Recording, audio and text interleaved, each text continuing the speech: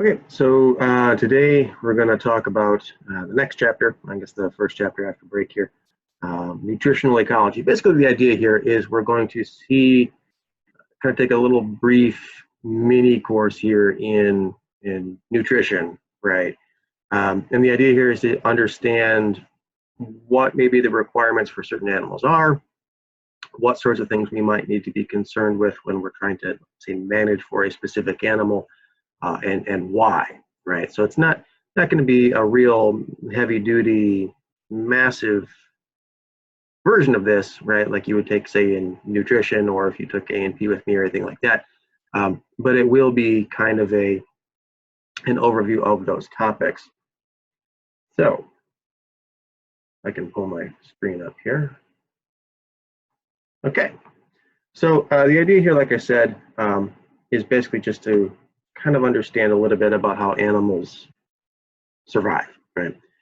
So I guess at the simplest level, we can think about it in terms of what are the requirements for life, right? An animal can only do what it has nutrition for, right? It can only, say, have a mating season if it has already met its nutritional requirements for the year, things like that.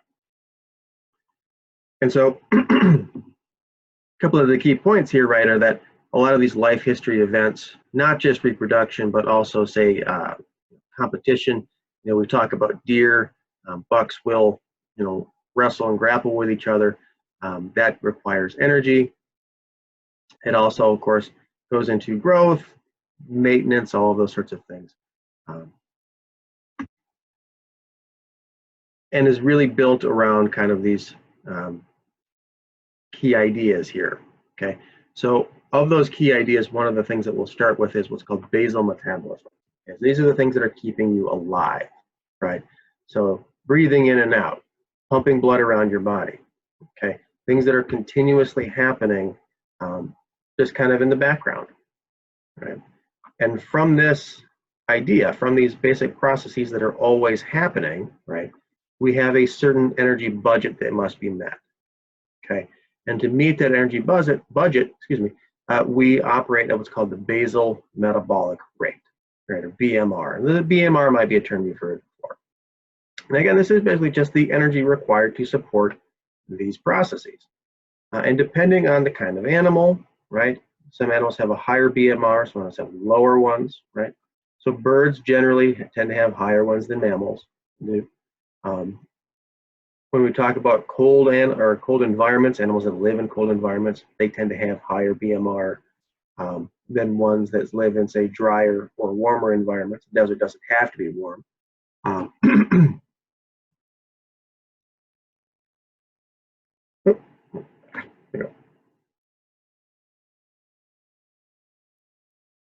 But the reality is, right, this basal metabolic rate doesn't do much more than sitting around, right? So what you guys are probably doing right now, right, are sitting around watching this video, right, or watching Netflix or Disney Plus or whatever else you're watching, right?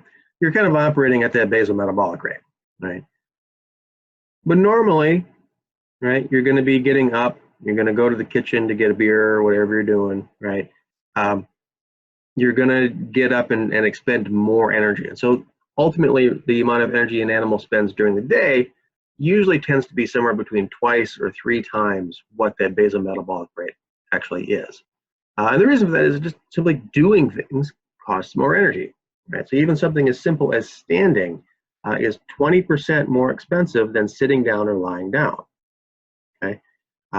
Feeding, so the act of bringing nutrients and energy into your body, is anywhere between 10 and 60% more than standing, right? So all of these things cost energy, right? And the faster we do them, the more they're going to cost, all that kind of stuff. But we can manage to decrease costs as we do things more efficiently. And this is the same way that businesses operate, right? This is the idea anyway, right? You become more efficient, your costs decrease to do that. Anybody that has young children around will know this. Young animals use more energy than adults do, right? This is not just because they're running around like maniacs all the time, well, that often is true, but it's also because they are not just maintaining, they are growing, right? A young person or young animal is getting bigger, right? Whereas an adult animal is just kind of maintaining that existing size. Different locomotor activities cost different amounts of energy. Swimming is oftentimes, so swimming below the surface is more energetically efficient than running or walking is. Flying can be anywhere between, twice as expensive or roughly as equivalent in terms of energy cost as running is. It all kind of depends on what they're doing. One thing we haven't talked about, but that you're probably vaguely aware of, is the idea that birds and mammals both maintain a constant internal body temperature, right? This is an idea that we call right, maintaining sort of temperature, right, regulation.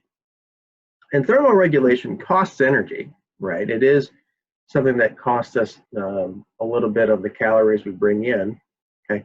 But for the most part, they typically are smaller than activity costs. And one of the reasons for this is that animals tend to live in what's called the thermoneutral zone, where there's a range of daily temperatures that doesn't really kind of go outside of the temperature that would cause them to need to thermoregulate, right? And we can affect that thermoregulatory zone or the thermoneutral zone by doing things like having hair, right, or feathers for insulation, by altering our activity patterns, by being differently colored. A dark animal is going to absorb more solar radiation. A lighter colored animal is going to reflect more of it. Fat, again here, predominantly in mammals, but we also see it a little bit in birds and reptiles for insulation. One of the other things that's kind of interesting, right, is that the act of bringing food into your body actually generates a fair amount of heat. One of the reasons for this is, of course, that the breakdown of any chemical, or really any chemical reaction, is not very efficient. A lot of that energy is lost, and it's lost in the form of heat. So as you bring food into your body and you're breaking it down into these little molecules, all of those little chemical reactions all generate some kind of heat. So in the period immediately after eating, when you're still breaking that food down, you actually generate a fair amount of heat. Some animals during cold conditions, or less commonly hot conditions, will go into what's called a torpor. Torpor, this is kind of what happens to, like, say, bears over winter, right? They're going to go into a period of extremely diminished metabolic rate, right? And go into a period of extremely diminished activity. So they're going to not really like take a nap or go into a coma, right? Nothing like that. But they're going to kind of sit in one place and be not very active, right? And they're going to do this, okay, to conserve what little energy they've got, and to kind of ride out these unpleasant conditions. Obviously, one thing that we need to think about as adults, we're not growing necessarily, but we are going to be potentially reproductively active.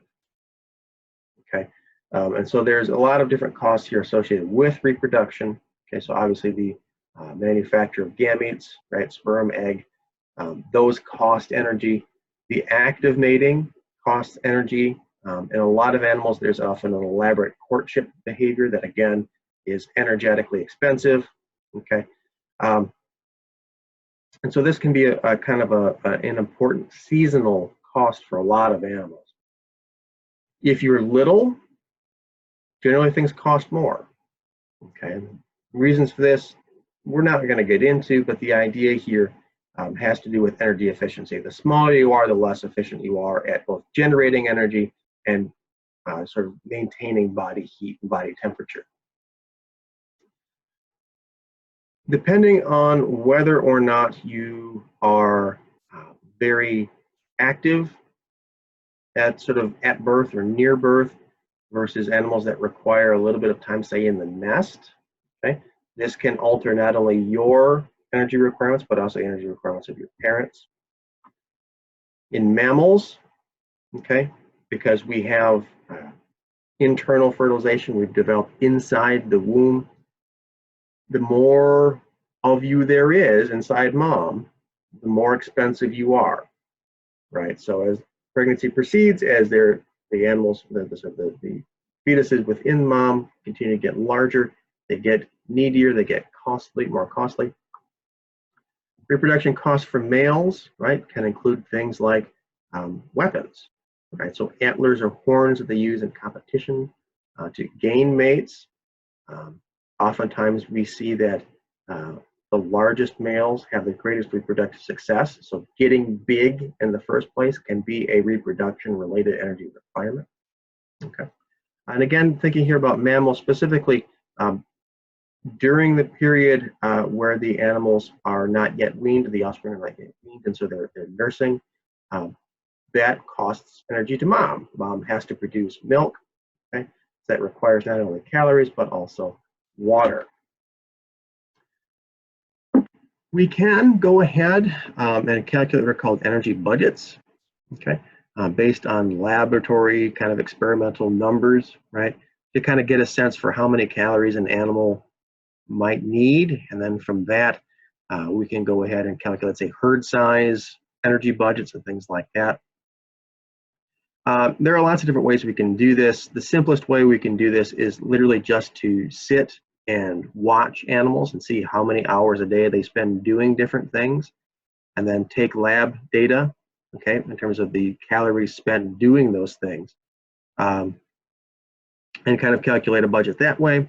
We can do fairly elaborate experiments called double labeling experiments with water with various isotopes in it to see how much water is used metabolically during the day. That's relatively complicated. We're not going to get into that here. We will talk about it a little bit more when we talk about upland ecology in 305.